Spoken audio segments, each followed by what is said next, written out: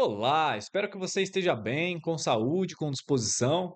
Meu nome é Breno Hall, eu sou consultor financeiro e analista de investimentos, e esse é o canal Brau Finanças, para te ajudar com as suas finanças pessoais.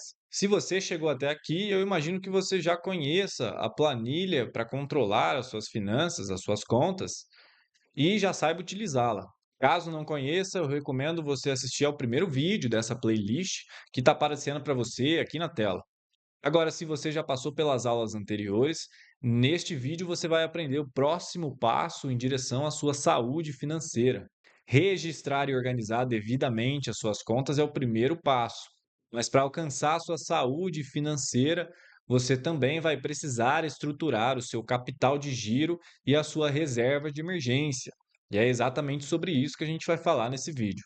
Então, vamos começar falando sobre capital de giro, que na contabilidade empresarial é basicamente o dinheiro que a empresa precisa ter na conta para arcar com eventuais descasamentos entre a entrada e a saída de dinheiro. No caso da empresa, esse descasamento pode ser o gasto com a compra de matéria-prima até o recebimento ali pela venda ao cliente final, né? Em que durante todo esse tempo de produção do produto, venda do produto, a empresa, se não tiver esse capital bem estruturado, ela fica sem dinheiro em caixa. Já no caso da sua vida, seria aquele tempo em que você fica sem dinheiro em conta por causa do descasamento entre as entradas e as saídas. Um exemplo clássico pode ser aí o gasto com o aluguel e o recebimento do salário. Muitas pessoas passam por situações como essa de descasamento, em que, por exemplo, elas têm que pagar a conta de aluguel até o dia 7 de todo mês, mas elas só recebem o salário, por exemplo, no dia 10 de todo mês. Ou seja, depois delas pagarem todas as contas do mês anterior, ainda tem que sobrar dinheiro para elas pagarem o aluguel no dia 7, porque o salário só cai no dia 10. Então, o capital de giro entra exatamente aí, para você ter dinheiro para arcar com todas as contas até o seu próximo salário cair. Por exemplo, um outro tipo de descasamento das contas, muito recorrente, acontece com as pessoas que têm uma profissão autônoma, como, por exemplo, um advogado, uma fisioterapeuta, uma dentista. Nesse caso, a entrada de receitas não tem recorrência, elas vão acontecendo conforme você vai tendo serviço. Então, é muito mais difícil ter algum tipo de previsibilidade. É muito mais fácil ter esse tipo de descasamento das contas numa situação como essa. O que se faz extremamente importante você ter o seu capital de giro bem estruturado e, inclusive, ter um capital de giro maior, porque provavelmente você vai precisar. Na contabilidade empresarial, isso é chamado de capital de giro ou de necessidade de capital de giro. E aqui nas nossas finanças pessoais, eu resolvi também chamar de capital de giro, e vai ser basicamente o dinheiro que você vai deixar parado em conta para girar ele quando necessário, para pagar o que for necessário, o que não dê para adiar até você receber aí o seu próximo salário, por exemplo. E para simplificar isso, a gente pode juntar esse capital de giro com a reserva de emergência. Como o próprio nome diz, a reserva de emergência é aquele dinheiro que fica guardado para o caso de emergências. É uma quantia de dinheiro que deve ficar guardada num lugar seguro e que esteja disponível para você a qualquer momento. E um exemplo clássico de emergência financeira seria como a perda de um emprego, ou perda de serviços autônomos, ou a redução de serviços autônomos, e aí que te falte receita no mês, né? E essas duas coisas, capital de giro e reserva de emergência, são cruciais para você ter saúde nas suas finanças. Mesmo registrando e equilibrando as suas contas certinho, se você não tiver reserva financeira e capital de giro bem estruturados, no pior dos casos, você pode se complicar com dívidas, empréstimos e juros. Portanto, essa reserva financeira vai ser a primeira coisa que você vai construir depois que você começar a poupar dinheiro. E essa reserva, inclusive, vai ser aí o primeiro passo no mundo dos investimentos. E a partir disso, a grande pergunta fica: quanto é que eu preciso guardar de capital de giro e de reserva de emergência? E nós vamos responder essa questão olhando para uma planilha financeira completa depois de várias contas registradas. Então vamos aprender sobre capital de giro e reserva de emergência na prática aqui com essa nossa planilha de exemplo, já com várias contas registradas. O perfil financeiro aqui dessas contas foi pensado numa pessoa que tem aí uma profissão autônoma, como por exemplo um cabeleireiro, uma dona de salão de beleza, uma dentista, um advogado. São profissões em que as receitas costumam variar bastante e não ter algum tipo de recorrência padronizada, nem algum tipo de previsibilidade de entrada na conta. E conforme eu já falei antes, eu trouxe esse exemplo com essas contas para esse perfil financeiro de profissional autônomo, exatamente porque esse tipo de pessoa provavelmente vai precisar de uma reserva de emergência maior e um capital de giro maior. Se você é um advogado autônomo, por exemplo, talvez as suas receitas, né, as entradas na sua conta, variem muito mais do que as contas que estão registradas aqui. Então veja aqui no exemplo, na linha de receitas, como que as receitas variam bastante, né? São os tipos de contas de um profissional autônomo em que as receitas derivadas dos serviços prestados aí variam em torno de R$ 2.500 até R$ 3.500. Alguns meses entra mais, alguns meses entra menos. E aqui no exemplo, essa pessoa começou a registrar as contas em janeiro de 2024 e perceba que ela já começou naquele mês com algum valor acumulado aqui, ou seja, sobrando na conta. Se a gente apertar F2 no teclado ou simplesmente olharmos aqui em cima, dá para ver que ela já começou com R$ 1.597 aqui guardado na conta. Agora vamos analisar a planilha completa e falar primeiro sobre o equilíbrio financeiro. Perceba que aqui nos dois primeiros meses de registro, janeiro e fevereiro, a pessoa não tinha equilíbrio financeiro, ela gastava mais do que entrava na conta dela. Em ambos os meses faltou dinheiro aqui, em janeiro faltou cerca de R$ 550, em fevereiro cerca de 350, e ela teve que tirar dinheiro aí que estava guardado na conta para conseguir arcar com essas despesas. Mas tendo as contas devidamente registradas e organizadas aqui na planilha financeira, logo em março essa pessoa já conseguiu atingir o equilíbrio financeiro, fazendo inclusive sobrar um pouquinho de dinheiro no mês, cerca de R$ 17 aqui para ser mais específico. Essa pessoa não teve um aumento relevante nas receitas, pelo contrário, as receitas continuaram variando, né?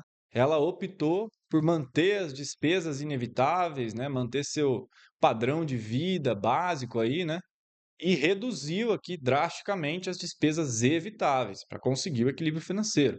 As despesas evitáveis aqui caíram quase 50%, a pessoa parou de gastar com despesas extras, né? Em janeiro ela gastava mais de R$ 1.100 com despesas evitáveis e aqui em março ela gastou cerca de 700 e alcançou o equilíbrio financeiro. Então eu vou marcar aqui só para ficar bem didático o mês aí que ela alcançou o equilíbrio financeiro. Fica muito claro aí que depois de março, com as despesas evitáveis mais controladas, apenas um mês aqui faltou um pouquinho de dinheiro, né? Todos os outros meses ela conseguiu manter o equilíbrio financeiro ou até conseguiu guardar dinheiro, né? No entanto, perceba que em março, ainda que ela tenha conseguido o equilíbrio financeiro, não faltou dinheiro no mês. Note como que o acumulado mês a mês, né, que seria o saldo que ela tem disponível em conta, é de R$ 710 apenas. E agora a gente começa a falar da reserva de emergência e do capital de giro, que vão aparecer unificados, né, na linha de reserva de emergência aqui embaixo. Nesse caso, a linha de reserva de emergência está idêntica à linha de acumulado mês a mês, porque essa pessoa não faz nenhum tipo de investimento, né? Então, se todo o dinheiro que sobra na conta dela, que fica lá acumulado, se ela não investe nada dele, naturalmente fica parado na conta, né? E aí se torna a reserva de emergência, que é exatamente isso, aquele dinheiro que fica guardado num lugar seguro e 100% disponível para você usar, que fica na sua conta. Agora, só para exemplificar aqui, se essa pessoa tivesse investido, por exemplo, R$ 500, em março, em algum tipo de investimento, a reserva de emergência seria só de 210. Agora, voltando ao assunto que a gente estava falando, então em março essa pessoa só tem 710 aqui de reserva de emergência. Perceba que se ela tiver um descasamento das contas e precise pagar, por exemplo, o valor das despesas inevitáveis logo no começo do mês, ela provavelmente não vai ter esse valor, provavelmente ela vai negativar a conta, vai ter problemas financeiros aí por falta de gerenciamento do capital de giro e da reserva de emergência. E aqui a gente já responde a primeira parte daquela pergunta que a gente fez: quanto é que eu preciso ter de capital de giro e de reserva de emergência parado na minha conta? E aqui, falando de capital de giro especificamente, a gente vai ter só uma regrinha básica. Independentemente se você tem necessidade aí de capital de giro, né, tem descasamento das contas ou não, vai ser obrigatório você ter parado ali na reserva de emergência um valor de capital de giro de, no mínimo, uma vez a média de despesas inevitáveis. Para ficar mais claro, vamos fazer o nosso exemplo aqui. Essa pessoa só tem aí R$ 710 parado na reserva de emergência, ela nem construiu ainda o seu capital de giro. Para ela descobrir o quanto ela precisa de capital de giro, com essa nossa regra básica, ela vai ter que pegar os últimos meses aí de registro, que são janeiro, fevereiro, março, vai ter que enxergar a média dos valores de despesas inevitáveis, que eu já selecionei aqui desses 3 meses, e a média o Excel retorna para a gente aqui embaixo. E agora ela sabe que é esse valor aqui que ela vai ter que construir de capital de giro, que ela vai ter que focar nos próximos meses aí para juntar, para acumular ali na reserva de emergência. E aqui eu montei uma tabelinha para ficar mais didático. Ela vai lá e insere o valor de R$ 2.194, que é a média aí das despesas que a gente viu. Agora essa pessoa já tem um objetivo financeiro para os próximos meses, que é de juntar esse valor aqui guardado na reserva de emergência para capital de giro. Ela pode fazer isso da forma que ela quiser, ela pode aumentar as receitas ou as rendas com os investimentos, ela pode reduzir as despesas inevitáveis ou as evitáveis. E aqui no nosso exemplo, essa pessoa conseguiu receitas maiores nos próximos meses, né? Abril, maio e junho, ela teve mais serviços e mesmo assim, com as receitas maiores, ela manteve as despesas evitáveis no patamar aí de R$ 700 para conseguir juntar aquele valor de capital de giro na reserva de emergência. E aí, aqui em junho de 2024, ela juntou a grande maioria aí, né, do valor do capital de giro mínimo aí que ela deve ter. Ela juntou R$ 2.027 aqui, faltou um pouco mais de R$ 100 para alcançar aquele valor mínimo de capital de giro que ela tinha estabelecido, mas já é um valor muito mais relevante, muito mais significativo e que pode livrar ela de problemas com o descasamento das contas e praticamente atende a nossa regra básica de ter aí de capital de giro na reserva de emergência, no mínimo, uma vez a média das despesas inevitáveis. Então, eu vou escrever aqui para ficar bem claro, né? Construiu capital de giro em junho de 2024 e a partir de junho aí, se ela manter pelo menos esse valor todo mês na conta, ela dificilmente vai ter problemas com o descasamento das contas, dificilmente ela vai negativar a conta dela. Mas detalhe importante que essa regra básica que a gente falou de uma vez a média das despesas inevitáveis é o mínimo que se deve ter. Aqui no nosso exemplo, as receitas variam sim, mas algumas pessoas podem ter as receitas que variem muito mais. Se você é o tipo de pessoa que, por exemplo, passa um mês inteiro sem ter algum tipo de receita ou tendo 10% da receita média que você tem, você provavelmente vai ter que guardar mais do que uma vez a média das despesas inevitáveis. E aí você vê o que fica melhor para você, 2 vezes, 3 vezes, 4 vezes, 5 vezes a média. Daí é só você olhar para o histórico das contas registradas e ver qual valor melhor se encaixa aí, qual valor é melhor você guardar na reserva de emergência. E agora, com o capital de giro construído, o próximo passo dessa pessoa é acabar de construir a reserva de emergência completa. Afinal, com o valor do capital de giro, ela conseguiria pagar somente as despesas inevitáveis e somente de um mês. o que é muito pouco. Pensando num cenário como, por exemplo, a pandemia do Covid-19 que nós vivemos no ano de 2020, numa situação como essa, talvez essa pessoa passe 2, 3 meses sem serviços. E aí, nesse caso, ela precisaria muito mais do que o valor de um capital de giro, né, para arcar com as suas contas.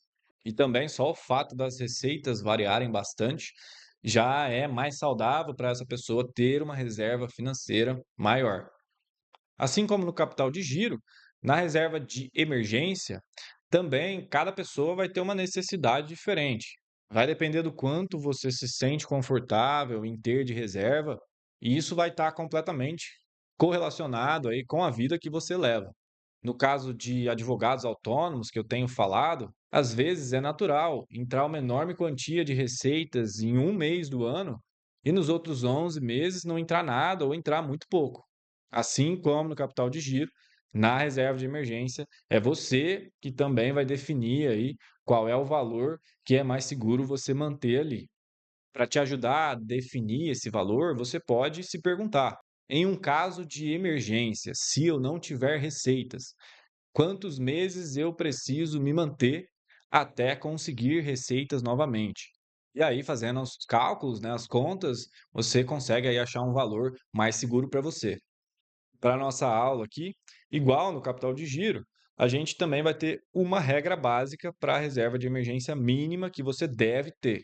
Ela vai ter que ser, no mínimo, uma vez o valor médio das suas despesas totais. Para ficar claro, vamos fazer aqui no exemplo. Estamos aqui no mês de junho, né? Basta a gente pegar essa linha das despesas totais, que é a linha vermelha, calcular a média dos últimos meses, né, de junho a janeiro. Ela já sai pronta aqui embaixo. R$ 2.951 aproximadamente. Basta você digitar aqui na tabelinha e pronto, já sai o valor calculado aqui automaticamente, a reserva de emergência obrigatória que a pessoa do nosso exemplo tem que ter. Conforme já falei, esse valor pode ser maior para você, inclusive conforme o tempo vai passando, nossas contas naturalmente também vão mudando, né? Nossos hábitos de vida. E aí é interessante você ir atualizando alguns valores, né? Como, por exemplo, o capital de giro que a gente tinha registrado aqui de março a janeiro, agora a gente pode atualizar, pegar a média de junho a janeiro, que dá bem parecida aí, R$ 2.140.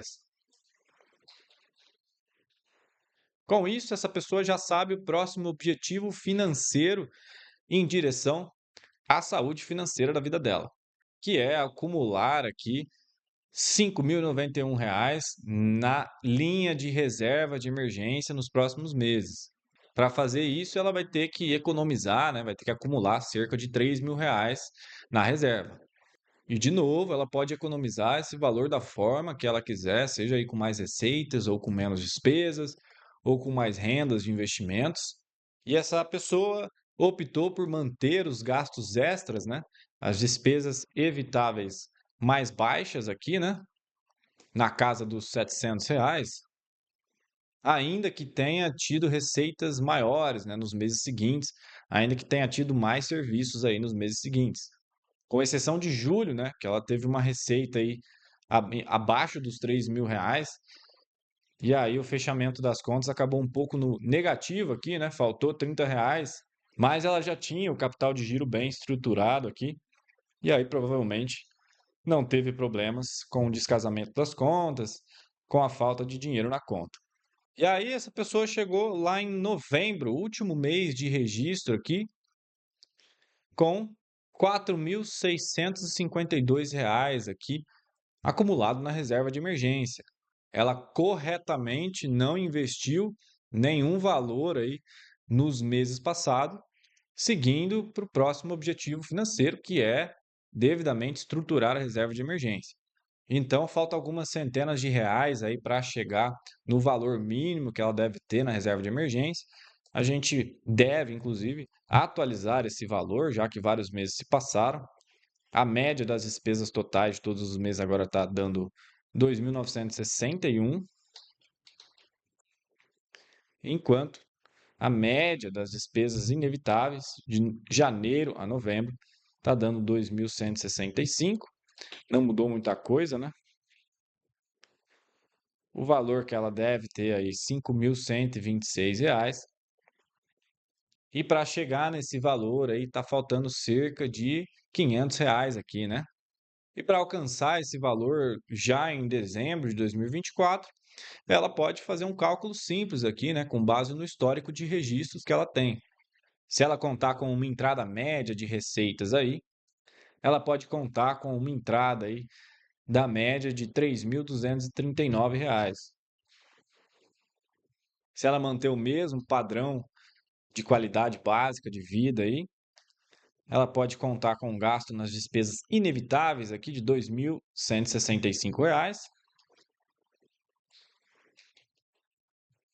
E agora ela enxerga claramente o quanto ela pode gastar com as despesas evitáveis para conseguir chegar ali no valor da reserva de emergência obrigatória, que estava ali na casa dos R$ 5.100, né?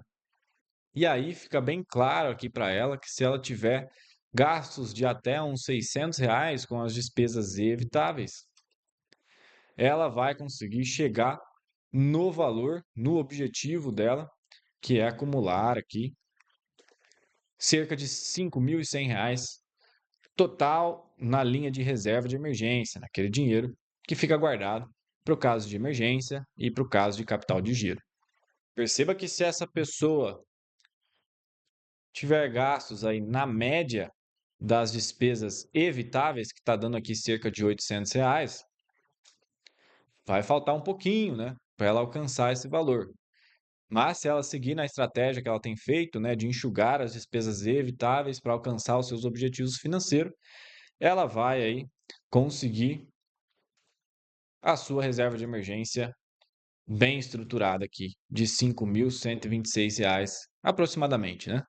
E depois disso, começa o ano de 2025, né? E essa pessoa já está com as contas devidamente estruturadas aqui, né? Com a sua reserva de emergência construída e o seu colchão financeiro formado para, por exemplo, aumentar os gastos, as despesas evitáveis, né? Se ela quiser, ou até as despesas inevitáveis.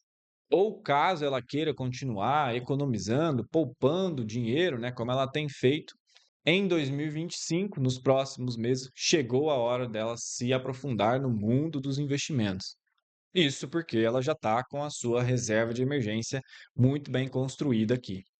E um detalhe importante aqui sobre a reserva de emergência é que hoje em dia tem vários locais seguros para você manter o seu dinheiro guardado e que ele fica 100% disponível para você sacar a qualquer momento, para você pagar uma conta a qualquer momento, caso você precise. A própria poupança, hoje em dia, em diversos aplicativos de bancos digitais, por exemplo, a poupança acontece automaticamente na sua conta. Todo o dinheiro que fica parado lá, ele rende. Por isso, inclusive, que nesse nosso exemplo, essa pessoa tem a linha de rendas aqui com alguns valores, que se trata de rendimentos com a poupança, uma vez que a sua reserva de emergência fica automaticamente rendendo a poupança. E esse assunto sobre a poupança e muitos outros assuntos, nós vamos falar no curso sobre investimentos, que também está disponível aqui no canal Brau Finanças para você. Portanto, chegamos ao fim da quinta aula aqui do nosso curso de controle das finanças. E se você chegou até aqui, você já sabe utilizar a planilha de controle e já sabe aí o primeiro passo para a construção da sua reserva financeira. No mais, eu vou ficando por aqui. Um abraço e nos vemos nas próximas aulas.